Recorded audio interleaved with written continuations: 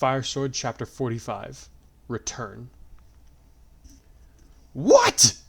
About 50 different people screamed at once. The loudest of those yelling were more than likely Kirito, Asuna, Lucina, and Cordelia. How? Kirito gaped. Why? Asuna demanded. What? Lucina asked. Fate dictated that a hero die fighting Walhart.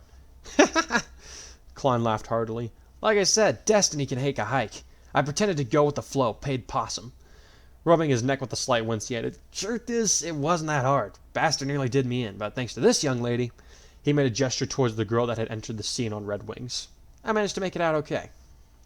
This changes nothing, Valadar grunted from underneath the stoic-faced girl's boot.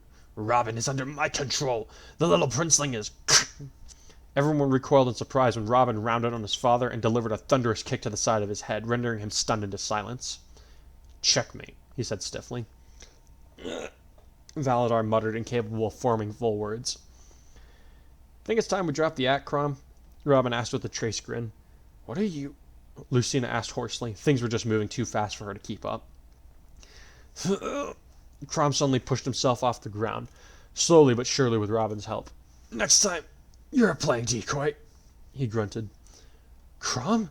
Sumia asked as she ran over to her husband, tripping just in time to land in his arms. You're... Robin knew that this would all come to pass. Crom grinned a trifle painfully. Saw it in a dream. So, when he struck down Valadar, he was very deliberate in using as much magic energy as he could. That way, when the king tried to use him to kill me, he was physically incapable of doing so. Still hurts like hell. But I... Zip it, gasbag, the salamander girl said as she stomped on Valadar's back. We win, you lose, all there is to it. Take a look at what the Shepherds have accomplished, Klein interjected. Exaltamarant's still alive, even though your precious destiny said she was supposed to die. They beat Walhart while there was still a Vaughn to save, and now they kicked your skinny butt all the way to death's door. Did your destiny predict any of that? Valadar, for once in his life, had no response. That's so, Klein grinned. Hey, Sev, mind letting Kirito and Robin finish this off? Fine by me, the girl muttered as she stepped off the Dark King. I don't want his stinking blood on my new sword anyway. Klein, we're going to have words later, Kirito said, though whether he was angry or overwhelmed to see his friend alive and well, he wasn't sure. Maybe a mix of both? As long as it's after we finish cleaning up this mess, that's fine by me, Klein grinned. You should have seen your guys' faces. His words died off as he noticed Cordelia staring at him, tears running down her cheeks, face flushed with a mix of rage and relief. I promise I had my reasons, he said as he held up his hands in a placating gesture, even while Kirito and Robin moved to finish off Valadar. The blonde tactician knelt beside his father and began talking to him in a low voice so that only he and Valadar could hear. I know, Cordelia said tightly, her emotions still whirling at the speed of a tornado. I promised they were good ones, Klein said, sweating lightly. I know. I missed you? The self-proclaimed samurai said nervously. Cordelia just stood there, shaking for several quiet minutes before she darted forward and threw her arms around the man and said, I know. I missed you too. Then the dam broke and she began crying into his shoulder, great racking sobs that she could not stifle. Ugh, the newcomer said as she rolled her eyes. Why, Naga? Why do I have to be here for this lovey-dovey crap? Argo grinned as she sidled up next to the new girl. You too, huh? I can't say too much to Keyboy and Nasuna, but it gets on my nerves too. I'm guessing this ain't the first time you've seen this kind of thing from them. Where I come from, they were never more than 20 meters away from each other, the female salamander sighed. Gets old real quick. Doom future? Argo asked. Yep. Same one as Nora and Mataris? Unfortunately. Don't like the Black Spirit? Hate him. You got a name? Severa. Sweet. Neil turned around at the sound of blades piercing flesh just in time to see Robin and Kirito turning away from the body of Plesia's fallen king. Checkmate, Robin announced again. It's over. Not quite, said an identical voice from behind the group. The shepherds turned around to see Robin? Some of them looked back and forth several times to make sure they weren't having a trick played on them. In fact, Vake was still looking back and forth by the time Crom spoke up. Who are you? He demanded. I told you. I'm Robin. The doppelganger grinned crookedly. I'm just not the Robin that you're familiar with, Crom. Your daughter, on the other hand... He fixed his gaze on her and added, She knows who I am, don't you? It cannot be, she said, eyes widening, the final pieces of the puzzle falling into place.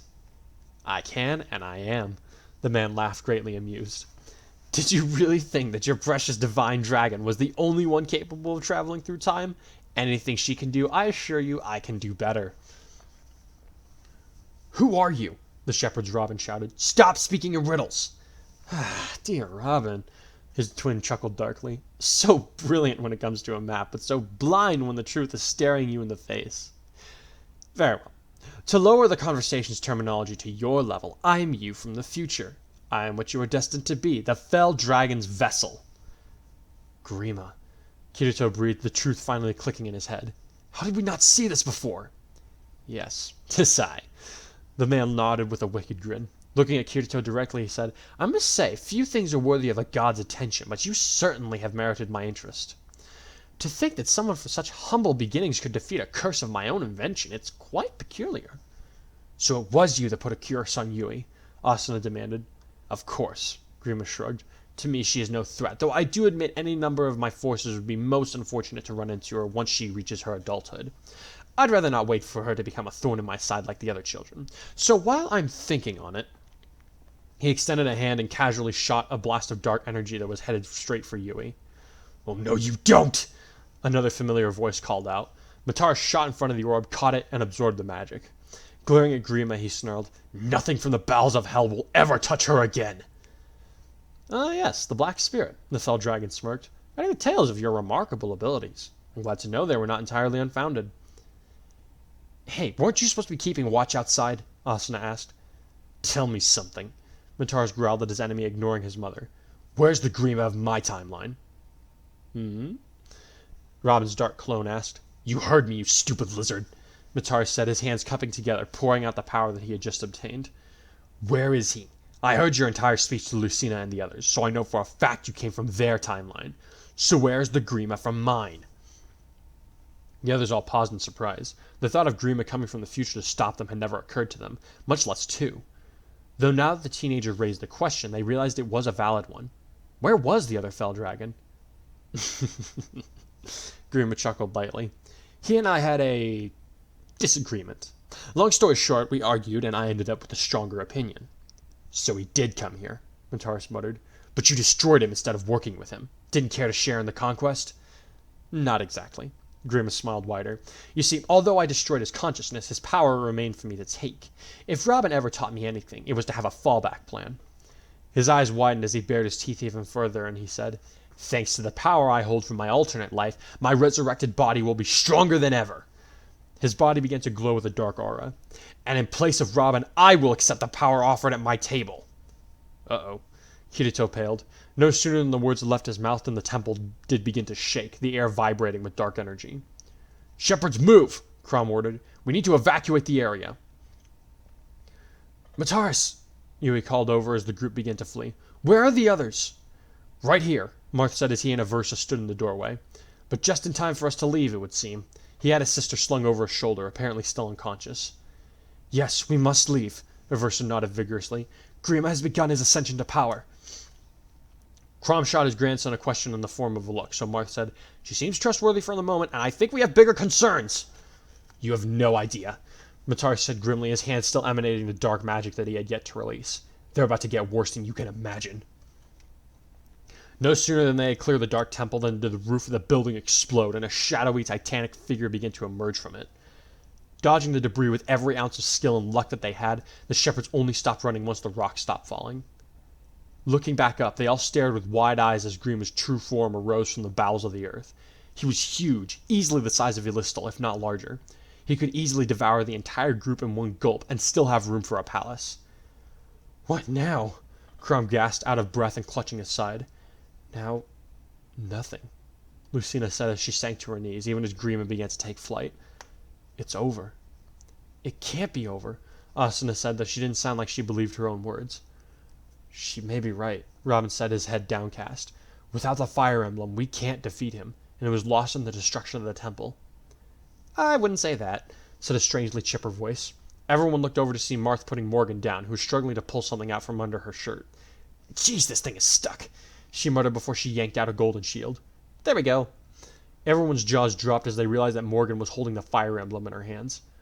Morgan, when did you... Robin gaped. Right when Grima was having his little moment of revelation. Marth grinned. Everyone was so distracted by him, they didn't notice us, especially when Mataris made his entrance. Think we can beat Grima now? Morgan smirked. Doubtful, Aversa said. Everyone looked at her, almost as if surprised that she was still with them. Ignoring their surprise, she went on, saying, what Grima said was true about merging his power with another version of himself. He will be stronger than even you children from the future can imagine. He may have merged with another Grima's essence, however, Robin said as he reached into his jacket. When he pulled out his hand, 4 unmistakably familiar jewels rested in his grip. I don't think he can reach his full potential as he is. What? Now it was Aversa's turn to be shocked. Are those the real gems needed for the Fire Emblem? Yes, Robin grinned. When I found out the emblem was needed for the Awakening, I had those crafted in secret, and swapped them with the real ones here. He pointed at the shield that his daughter was holding, indicating the fakes therein. See, Lucina told me that in the future, we were only able to perform a partial awakening due to only having 1 gem.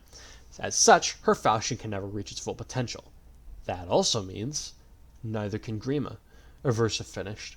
Her shocked expression slowly changed to that of a smile as she said, we never thought to check for fakes since we had authenticated that the emblem was a real one. Well done, Robin. You've outthought a god, no small feat. That monster isn't a god, Kirito growled as he watched Grima fly away, his wing beats buffeting the land and raising sandstorms in his wake. He's an overgrown lizard that needs to be knocked off his high horse. And we will, Mintara said as he clapped his father on the shoulder. Looking over at Crom, he said, you know where we need to go next, right? Mount Prism, Crom nodded. The divine grounds of Naga. Hey, Mataris, Sever said gruffly. Huh? He said as he turned around to look at her. Ah, so you made it. Sorry if I was too busy taking care of my old man to drop in for a social visit, she huffed. Apparently there was some kind of animosity between them, though it didn't seem like the Black Spirit was going to attack her, a large improvement on his part. Wait, your old man, Kirito said, eyes widening. Are you talking about... Yeah, I probably should have mentioned this before, but Klein said sheepishly. This is Severa, my daughter. LK and LS. Robin muttered. Of course. Lord Klein and Lady Severa. Bingo! Klein grinned. Sorry I couldn't get you anything nicer for your big day. Help us defeat Grima and we'll call it even. Robin grinned back. Hold on, Asuna said before the group could get moving. Who's her mother? Ain't it obvious? Severa huffed as she flicked back her red hair. We can worry about family bonding later. Right now, we've got a demon dragon on the loose, and we still haven't got where we need to beat him. Let's get a move on. With that, she started walking east toward Elise. Quite the charmer, isn't she? Mataris muttered. Did the kettle just call the pot black? Kirito grinned as the others moved to follow her. While the others moved on ahead, Klein and Cordelia remained behind for a moment. So what do you think? Klein asked. She's strong-willed and stubborn, just like someone I know, Cordelia said with a faint blush. Yeah, she's got her mother's good looks and determination, too. Klein grinned. She takes some getting used to, but she's a good kid. You seem to be handling all this rather well, the Pegasus rider said as she turned to look directly at Klein with her arms folded. It doesn't bother you at all? You know, not as much as I thought it would, he admitted as he scratched his head. I've had plenty of time to get used to the idea of being a dad. But right now, I'm more worried about you. How are you feeling about this? I feel... She considered her thoughts for a moment before she answered. I feel happy, strangely enough. Despite everything that has happened, despite knowing what is to come, I feel as though everything is as it should be. I don't know if I'm quite there with you on that one, Klein said before he dropped to one knee and clasped Cordelia's hands in his own. I still need one more thing before my heart's settled. Cordelia felt like every ounce in her body had rushed up to her face at once. Klein, are you... I've always been a sucker for cheesy stuff, so I'm just going to say what's on my mind here. The man grinned even brighter. Not a day went by when I was in hiding that I didn't think of you. And when Severa found me, half dead in a field, told me who she was, I was so happy. At first, I thought it was because you and I were meant to be together, but then I realized that goes against everything I believe in. We make our own destinies, Cordelia. So I want you to know right now, this is the path I want to walk, if you'll walk with me. He reached into his pocket with one hand to retrieve a simple band with a ruby set in it, and held it up for her to see. I know there's usually supposed to be a diamond in here, but this seems like more your color, he said nervously. I'm hoping that you'll wear it. For the rest of our lives? He paused for a brief second before he asked, Cordelia, will you grant this samurai the honor of being my wife? Her answer was immediate and definitive. I will. She smiled as she slipped the ring onto her finger.